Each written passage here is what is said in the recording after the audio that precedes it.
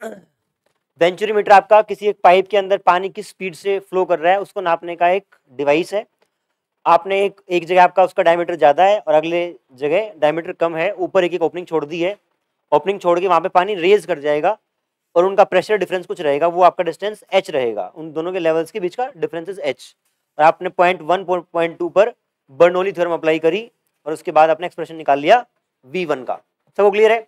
Speed of efflux में हम क्या करते हैं, एक बड़ा सा टैंक होता है आपका और बड़े से बताएंगे, बताओ शाबाश।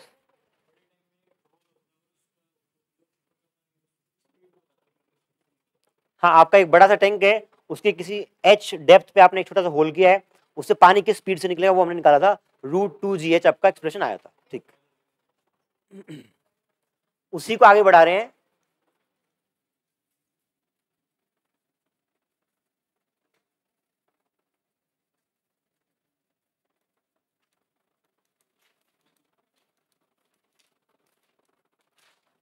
ये कंप्लीट हाइट आपकी h है, ये डेप्थ स्मॉल h, और यहां से जो पानी निकल रहा है उसकी वेलोसिटी है √2gh। This is velocity.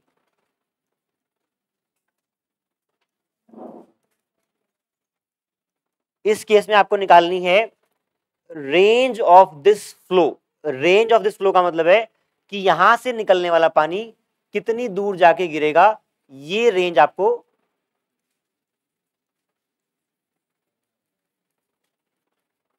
निकालनी है।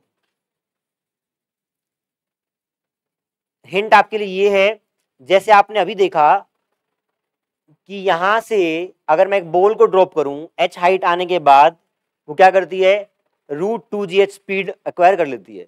तो यहां भी आप सिंपल मैकेनिक्स लगाएंगे, अगर एक बॉल को मैं इस साइड v स्पीड से फेंकूं तो कितनी दूर जाके गिरेगी, वो आपको रेंज निकालनी है। ट्राई करना चाहेंगे एक बार? सिंपल मैकेनिक्स लगे जो आपने पहले कर रखी है प्रोजेक्टाइल मोशन में। हाँ जी,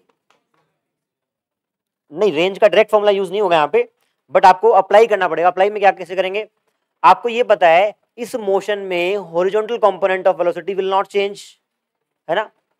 अगर मुझे यहां से यहां तक आने का टाइम पता लग जाए, सुनेंगे ध्यान से, नीचे आने का टाइम पता लग जाए और हॉरिजॉन्टल कंपोनेंट वेलोसिटी ऑलरेडी पता है, तो उस वेलोसिटी के अंदर मैं टाइम मल्टीप्लाई कर दूंगा और ये रेंज आ जाएगी। मेन काम है यहां से यहां तक आने का टाइम निकालना।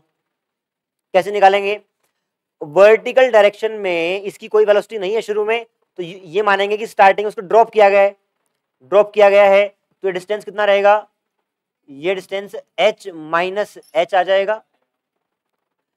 अब इतना डिस्टेंस ट्रेवल करने में जब एक बॉल को ड्रॉप किया है तो कितना टाइम लगेगा, वो टाइम निकालो पहले। वो तीन इक्वेशंस में कौन सी लगेगी आपको चेक करना है, और उसके बाद टाइम निकलने के बाद उसको आप इससे मल्टीप्लाई कर दोगे, आपकी रेंज आ जाएगी। करें ट्राई, टाइम निकालें पहले, फिर उसको v से मल्टीप्लाई करें।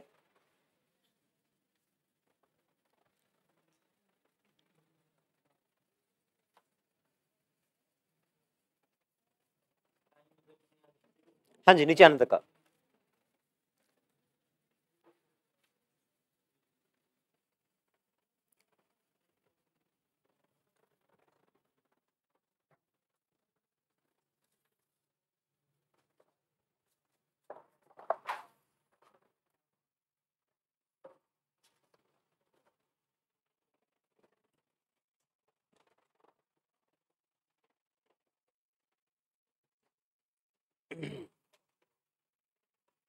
s equal to UT plus half AT square वाली इक्वेशन लगेगी t निकालने के लिए।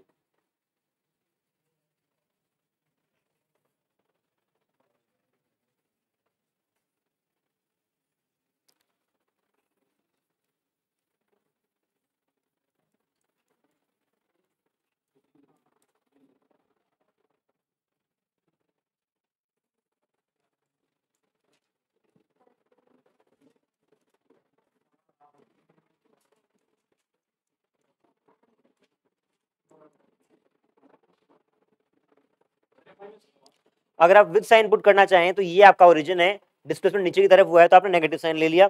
ग्रेविटी आपकी acceleration due to gravity is also negative, तो आपने ये यूज किया।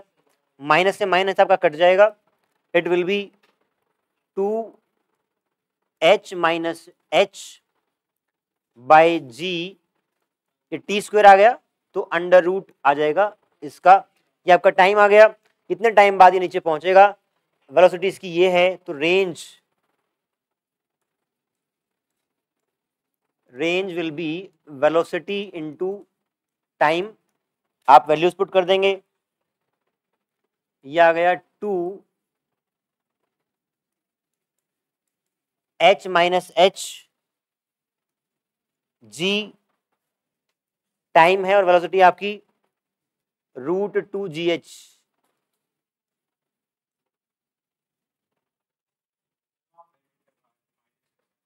ये वाला आप देखें, अगर ये आपने ओरिजिन मान लिया तो डिस्प्लेसमेंट नीचे की तरफ हुआ है तो डिस्प्लेसमेंट इज नेगेटिव, तो आपने h माइनस, तो h तो मैग्नीट्यूड था, माइनस साइन आया और g का माइनस साइन होता ही है तो कट गया। इसके बाद आप देखें, अगर दोनों में आप रूट कॉमन ले लें तो 2 दूनी 4 का रूट बाहर निकलेगा 2 और g से g कटेगा तो it will B 2 h minus h into, ये आपकी आ गई रेंज कि कितनी दूर आप का पानी जाके गिरेगा, दिस इज रेंज।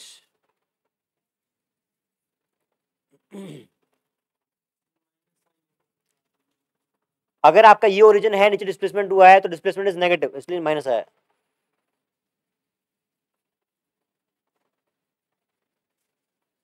ये हमने निकाला जब होल ऊपर से h डिस्टेंस पे किया है, सुनेंगे ध्यान से, जब आपने ऊपर की हाइट से h डिस्टेंस पे होल किया है तब आपकी रेंज आई ये। सवाल में पलट रहा हूं, अगर नीचे से आपने h हाइट पे, इसका सेकंड पार्ट आप मान लें, इसको पूरी हाइट अब भी h ही है और जो आपने होल किया है वो नीचे से h हाइट पे किया है, इस केस में आपकी रेंज क्या होगी वो आपको निकालना है। करेंट राइट, दोबारा बता रहा हूं, ये आपका टैंक की हाइट उतनी ही है, ठीक है, और जो होल है पहले वो अपर जो लेवल था उससे h डेप्थ नीचे था, अब आपका होल जो है वो लोअर लेवल से h हाइट ऊपर है, इस केस में आपको रेंज निकालनी है। 2h आएगा नहीं, देखो पहले आप निकालेंगे वेलोसिटी कि जब यहां से पानी निकलेगा उसकी वेलोसिटी कितनी होगी, क्या वेलोसिटी नहीं बदलेगी, क्योंकि आपने जो निकाली ये वाली वेलोसिटी ये थी ऊपर से कितनी डेप्थ पे है वो वाला h यूज हुआ था, यहाँ पे अब ऊपर से ऊपर वाला डेप्थ आपको नहीं पता है, यही आएगी। क्यों, क्योंकि velocity 2g h minus H कैसे आया, अगर नीचे से हाइट आपकी h है तो ऊपर से h माइनस h होगी। टाइम कैसे निकालोगे, आपने देखा टाइम का एक्सप्रेशन जब निकाला है तो नीचे से जो बची हुई हाइट है वो यूज हुई है, तो यहां पे टाइम हो जाएगा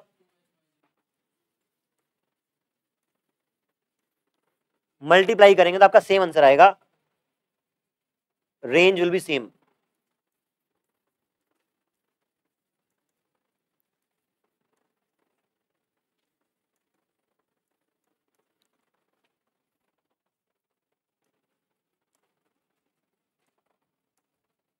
इसको आप अगर शॉर्ट में नोट करना चाहें तो आप बोल सकते हैं, अगर एक टैंक से आप नीचे से h हाइट पे होल करें या ऊपर से h हाइट पे होल करें, दोनों से जो पानी है वो सेम डिस्टेंस पे जाके गिरेगा, रेंज विल बी सेम, ठीक है।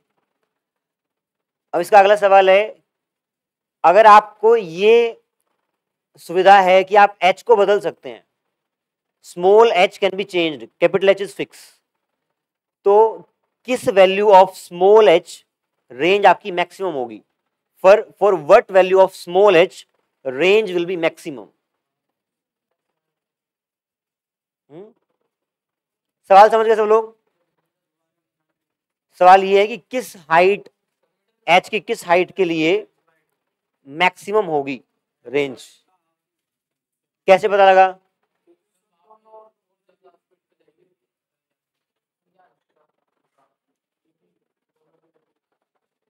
देख ले भाई, मैक्सिमम रेंज क्या होगी वो निकालनी है हमें।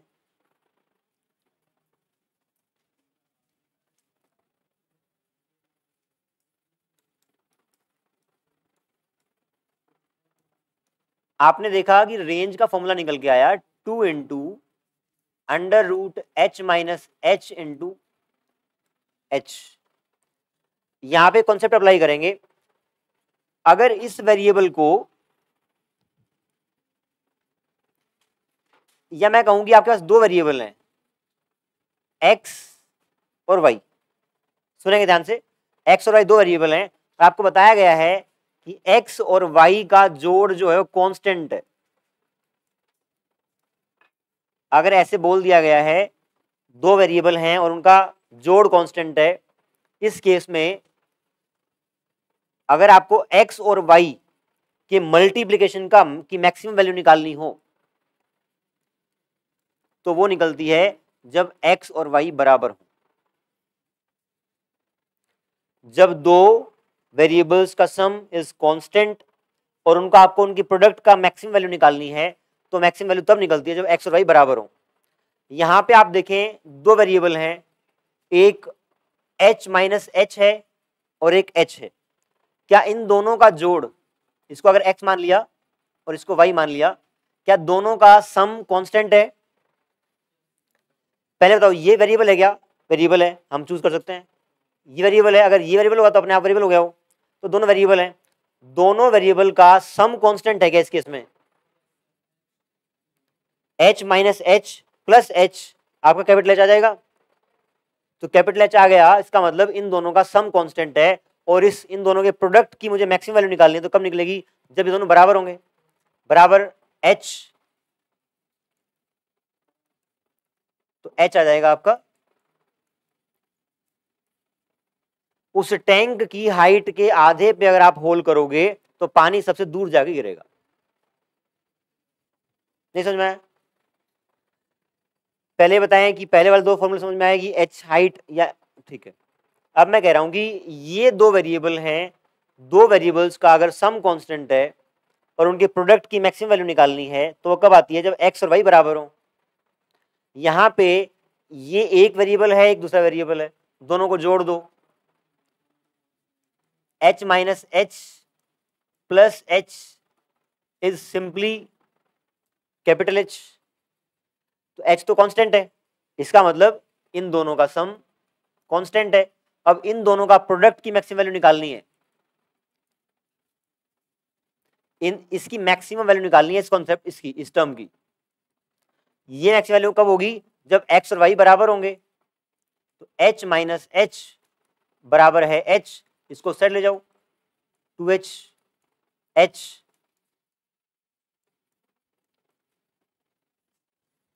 ठीक है, नोट कर लें फटाफट।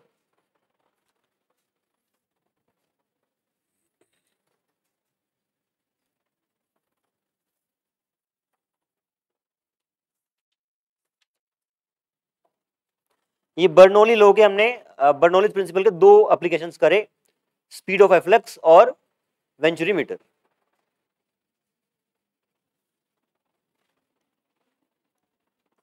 हाँ जी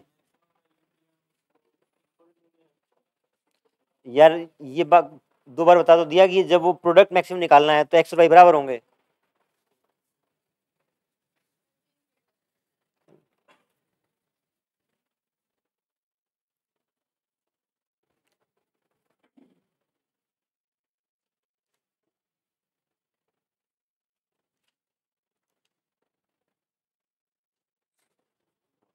छह बजे क्या हुआ? 6 बजे टेस्ट है बच्चों का, देखते हैं।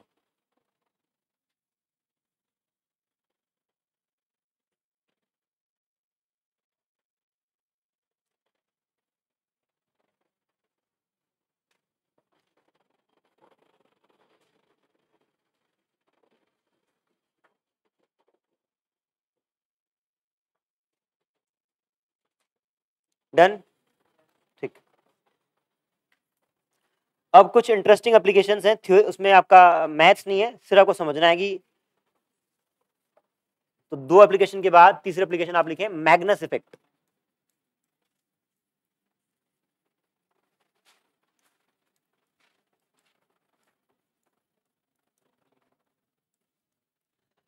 जो आपकी क्रिकेट की बॉल स्पिन होती है वहां पे प्रिंसिपल यूज होता है, देखते हैं कैसे। लेट्स से ये आपकी बॉल है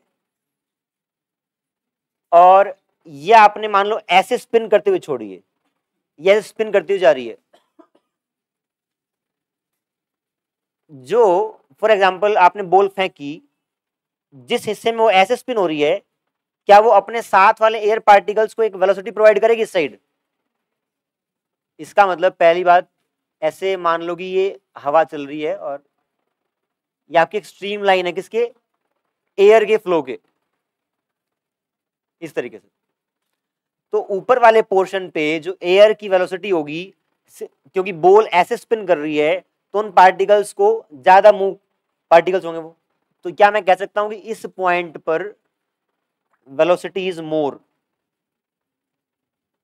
इस पॉइंट पर वेलोसिटी क्या है? v1 बोल दिया, ये ज्यादा है। जब नीचे वाले पॉइंट पर बॉल ऐसे घूम रही है तो क्या होगा? प्रेशर, सॉरी प्रेशर नहीं, वेलोसिटी कम करेगी, तो velocity is less at this point. ठीक है, इस पर्टिकुलर केस में मैं ये मान रहा हूं कि बॉल की डायमेंशंस आर वेरी लेस। कहने का मतलब बॉल बहुत बड़ी नहीं है। बड़ी न होने का मतलब है कि जो आपका बर्नौली थ्योरम में 2 टर्म आती है, रो जी H1 और H2, मैं यहाँ पे रो जी H1 और रो जी H2 को सेम मानूंगा। दोबारा बताता हूं मैं, बर्नौली थ्योरम में जैसे इस पॉइंट पे और इस पॉइंट पे आप अगर बर्नौली थ्योरम लगाते हैं और यहां की हाइट H1 है, यहां की हाइट H2 है, तो दोनों साइड बर्नौली लिखते वक्त लगाते वक्त आप यहां पे रो जी H1 का टर्म यूज करते हैं और यहां पे रो जी H2 का। तो मैं कह रहा हूं कि जो पॉइंट 1 और 2 है इस केस में, ये पॉइंट 1 और ये पॉइंट 2, ये लगभग लगभग सेम लेवल पर ही हैं, क्योंकि बॉल की डायमेंशन बहुत बड़ी नहीं है। अगर मैं यहां पर बर्नौली थ्योरम लगाऊं तो P1 प्लस रो जी H1 half rho V1 square P2 रो जी H2 half rho V2 square. तो बॉल की डायमेंशन छोटा होने का मतलब है मैं इस टर्म को बराबर मान रहा हूं, हटा रहा हूं। अब देखें, ये वाली टर्म बड़ी है या ये वाली टर्म बड़ी है? मतलब राइट साइड वाली या लेफ्ट साइड वाली? हाफ इसमें भी है, इसमें भी है, रो यहां भी है, यहां भी है, velocity v1 is more, therefore this term is as compare to this term. अब दोनों साइड का सम बराबर होना है, तो क्या pressure P2 is more and P1 is less? अब बॉल के दोनों तरफ का जो प्रेशर है वो सेम नहीं रहेगा, डिफरेंट हो जाएगा। प्रेशर आपका है P1 का ज्यादा है, इसका मतलब जो यहां प्रेशर रहेगा, प्रेशर इज मोर, ऊपर वाले पॉइंट पर प्रेशर ज्यादा रहेगा, तो आपकी बॉल नीचे की तरफ आएगी। कुल मिला के बॉल के स्पिन होने के कारण दोनों तरफ के पार्टिकल्स की वेलोसिटी में चेंज आया है, उसके कारण से प्रेशर डिफरेंस आ गया, और जिस साइड प्रेशर ज्यादा होगा उसके उल्टी साइड वो मुड़ेगी। अगर यहां प्रेशर ज्यादा है तो ऐसे, अगर बॉल को आपने देखो, ये तो मैंने मान लो ऐसे स्पिन करी है, अगर मैं ऐसे स्पिन कर छोड़ू ऐसे, आप मेरी तरफ देखना, अगर जो क्रिकेट फॉलो करते हैं एटलीस्ट वो जरूर देखें। अगर बॉल को मैंने ऐसे ऐसे करा है ऐसे, तो आप बताएं कि बॉल इस साइड मुड़ेगी, ऑफ स्पिन होगी कि लेग स्पिन होगी?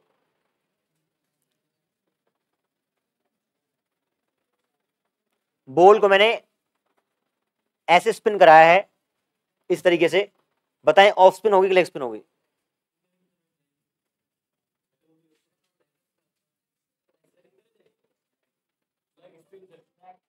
लेग स्पिन देखते हैं। आपने जब बॉल को ऐसे घुमाया है तो इस साइड वाली वेलोसिटी बढ़ गई है, सुने ध्यान से, ऐसे घुमाया है तो वेलोसिटी साइड बढ़ गई है, तो इस साइड प्रेशर कम हो गया है, इस साइड प्रेशर बढ़ गया है। प्रेशर बढ़ गया है तो बॉल के इस साइड फोर्स लगेगा तो ऑफ स्पिन होगी। हाँ मतलब बॉल, अगर आपने बॉल को ऐसे घुमाया है तो फिर वो ऐसे मुड़ेगी। क्या? अरे ऑफ में पड़ गई, अगर अंदर की तरफ आई तो ऑफ स्पिन होती है। बैट्समैन ऐसे खड़ा है और बॉल पड़ के ऐसे आई, हाँ तो अबे नाश कर दिया क्रिकेट देख देख के। ऑफ स्पिनर वो होता है जो ऑफ स्टंप पे गिर के गेंद अंदर की तरफ आए, और लेग स्पिन होता है लेग स्टंप पे पड़ के। हाँ पर वो उसको बोलते ऑफ स्पिन, आप आज चेक करना जाके, ठीक है ठीक है। हाँ जी डन। कहने का मतलब मैग्नस जो आपकी बॉल के स्पिन का कॉन्सेप्ट है वो बर्नौली थ्योरम से आप एक्सप्लेन कर सकते हैं। लिखवाने की जरूरत है? लिख लो लिख लो। व्हेन अ बॉल स्पिन्स, ये आप मैं लिखा रहेगा, आप लिख लें, बोल रहा हूं तो। हाँ इसी का एक्सप्लेनेशन है आपका। When the ball spins, layer of the air around it, layer of air around it also moves with the ball. Around it also moves with the ball. दोबारा बोल रहा हूं, when the ball spins, layer of the air around it also moves with the ball. So as shown in figure,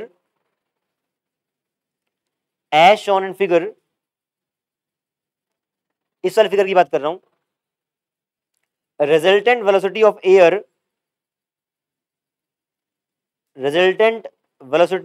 air increases on the upper side.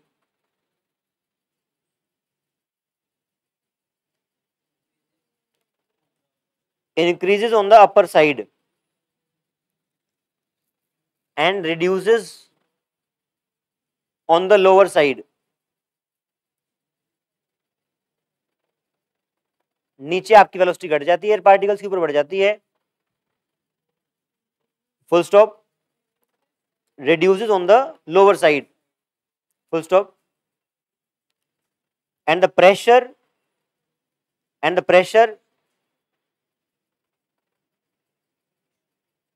decreases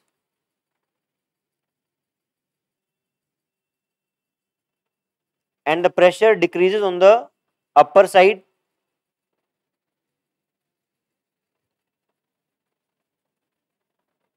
अच्छा मैंने ये गड़बड़ किया गया, यहाँ पे उल्टा लिखा है ना,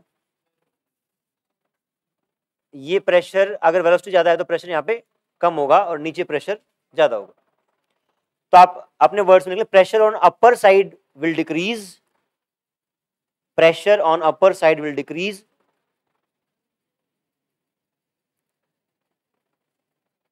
and on lower side it will increase. Velocity का उल्टा चलेगा कि वो एक टर्म तो आपका कैंसिल हो गया, तो वेलोसिटी ज्यादा तो प्रेशर कम, ठीक है। फिर लास्ट टाइम लिखेंगे ड्यू टू प्रेशर डिफरेंस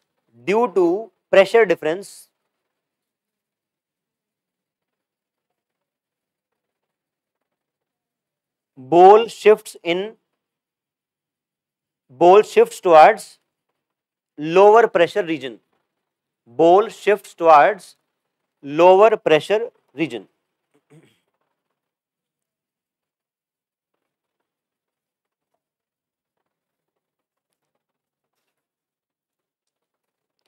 जिसने नहीं लिखा है, ये डायग्राम नहीं बनाया, फटाफट बनाएंगे। हाँ जी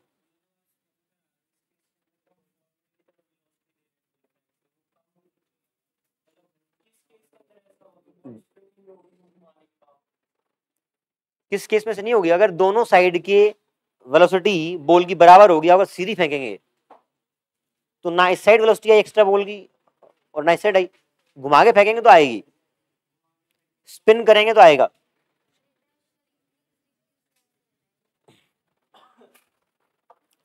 देखो बेटा, आपको ये क्वेश्चन समझ में आई? यहां पे ये दोनों टर्म कैंसिल हुए, ये समझ में आया? ठीक है। अब अगर इस साइड दो नंबर हैं, दोनों नंबर का सम इस साइड के दो नंबर के बराबर है, तो लेट से 3+2 है। अगर ये वाली चीज घट जाए, लेट से 1 हो जाए, और रखना बराबर ही है, तो बढ़ जाएगा। इस साइड का प्रेशर, फॉर एग्जांपल इस साइड की वेलोसिटी ज्यादा है, किससे? उस वाले टर्म से। तो ये वाली टर्म को क्या करना पड़ेगा? कम होना पड़ेगा बराबर रखने के लिए। वही बताया, जहां प्रेशर ज्यादा वहां वेलोसिटी कम, और वाइस वर्सा। आगे बढ़े छवि, देखो लो।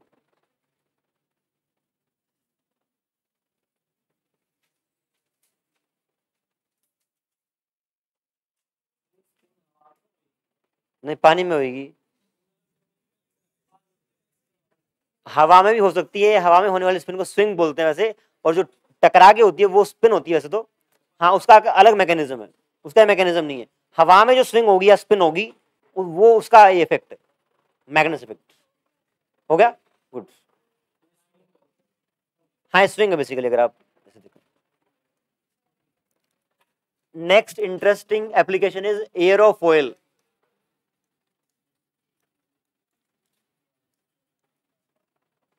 आपको पता है एरोप्लेन जो होता है, एरोप्लेन के उड़ने का मैकेनिज्म भी बर्नौली थ्योरम होती है। एरोफॉयल, एरोप्लेन जो उड़ता है बर्नौली थ्योरम के सहारे उड़ता है। ठीक है, देखते हैं कैसे।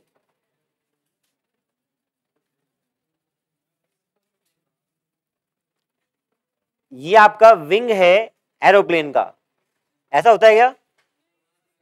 एक्चुअली ये आपको ना, इसको आप एक्सटेंड कर लो ऐसे, उसका ये वाला व्यू है। Getting my point? इसको आप एक्सटेंड कर लो तो वो वाला व्यू, साइड व्यू है उसका। ठीक है, अब देखो इसका जो कर्व है वो इस इतने शानदार तरीके से डिजाइन होता है कि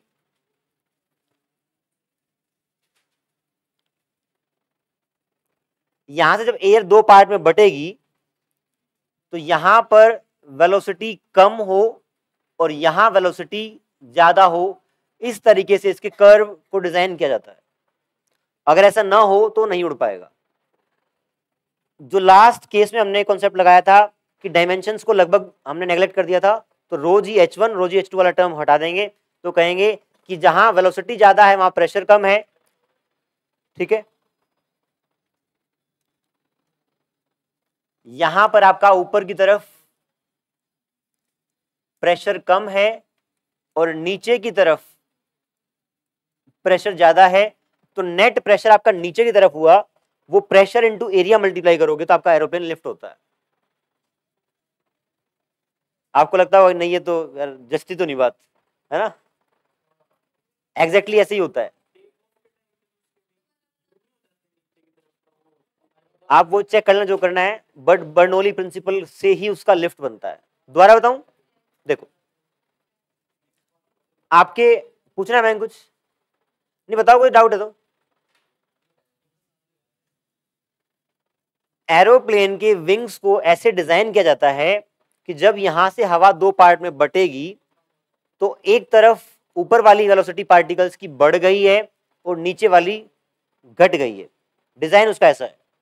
अगर नीचे वाली वेलोसिटी घट गई है तो प्रेशर बढ़ जाएगा, और ऊपर वाली वेलोसिटी ज्यादा है तो प्रेशर घट जाएगा, है ना? अब नीचे से प्रेशर ज्यादा है तो, और ऊपर से कम है, तो नेट प्रेशर ये लगा, उसके कारण से वो ऊपर लिफ्ट होगा। ये आपका एयरोफॉयल का कॉन्सेप्ट है। आप सिर्फ डायग्राम बना लें क्योंकि कॉन्सेप्ट सेम है पीछे वाला।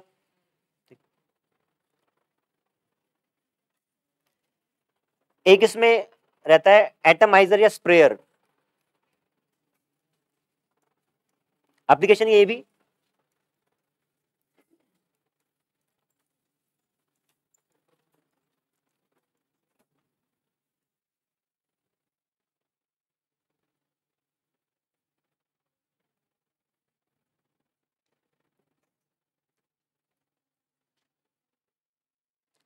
आपका एक स्प्रेयर है, यहां से आप इसको प्रेस कर सकते हैं और यहां पे लिक्विड फिल है आपका।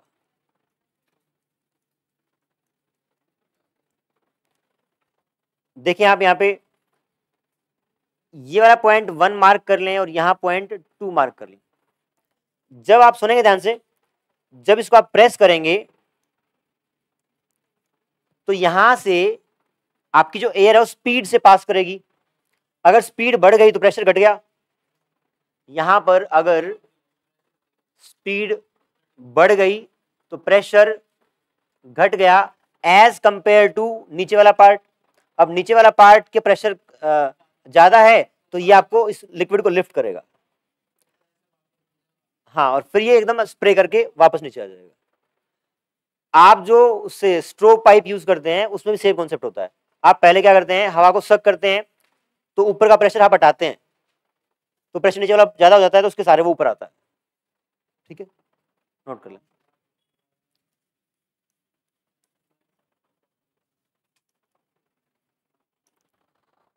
Next is motion of ping pong ball.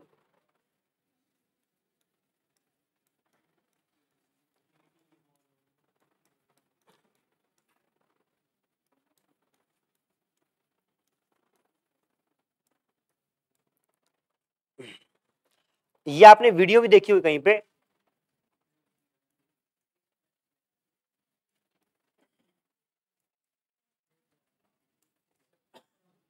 हाँ जी,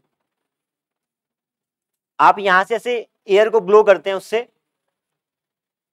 और जो आपकी टेबल टेनिस की बॉल है ये आप घर पे ट्राई कर सकते हैं।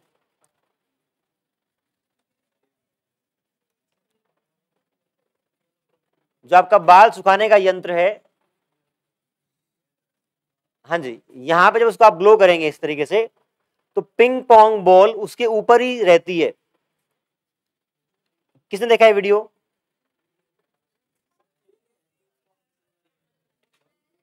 हाँ, बड़ा इंटरेस्टिंग, आप मिल जाएगा आपको यूट्यूब पे कहीं भी। अब देखें, इस पार्टिकल्स, इस बॉल के आसपास के जो पार्टिकल्स हैं जो एयर के, उनकी वेलोसिटी क्या हुई? नहीं, अगर ये मान लो कि एयर जो ब्लो हो रही है इसका रीजन जो है वो बॉल के साइज से ज्यादा है, ऐसे। ठीक है, अब आपको पता है कि जो पार्टिकल्स ज्यादा स्पीड से मूव कर रहे हैं वहां पे प्रेशर क्या होगा?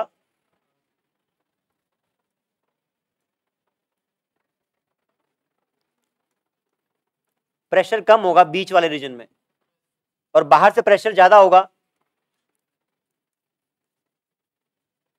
अगर बाहर वाला प्रेशर ज्यादा हुआ तो जैसे ही वो बॉल बाहर की तरफ आने की कोशिश करेगी तो बाहर वाला प्रेशर ज्यादा उसको अंदर अंदर पुश कर देगी, तो वो हमेशा उसके अंदर बैलेंस रहेगा। ऐसे नहीं कि आपने आराम से आप बेशक कितने हाथ हिलाओ वो गिरती नहीं है। ऐसा नहीं कि ऐसे कर दो तो वो गिरेगी, बट हाँ उसको आप हल्का फुल्का टिल्ट करोगे तो नहीं गिरेगी। ठीक, नोट कर लें। है जी भाई साहब, यहाँ पे प्रेशर कम है, बाहर ज्यादा है, अंदर रखेगा उसको।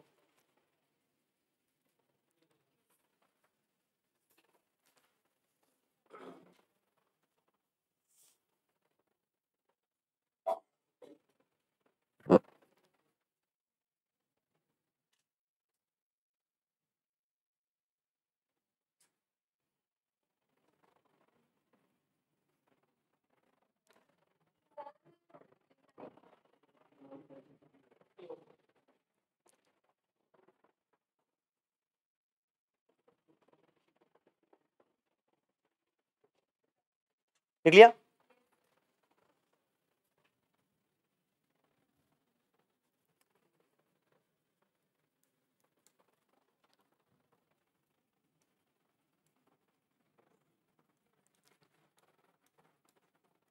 ब्लोइंग ऑफ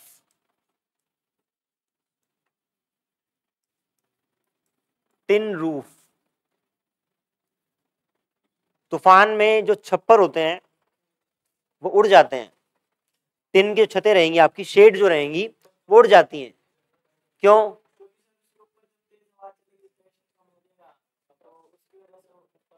ठीक है, चमक गया आप लोगों को। अब ये छत है आपकी टिन की, जब तेज हवा बहेगी यहां से तो वेलोसिटी ज्यादा और प्रेशर कम और ये वाला प्रेशर आपका ज्यादा हो जाएगा तो उड़ा ले जाएगा छत को।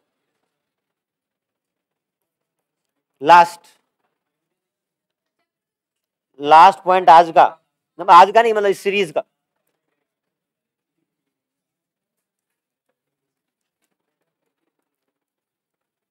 पुल in effect of moving train.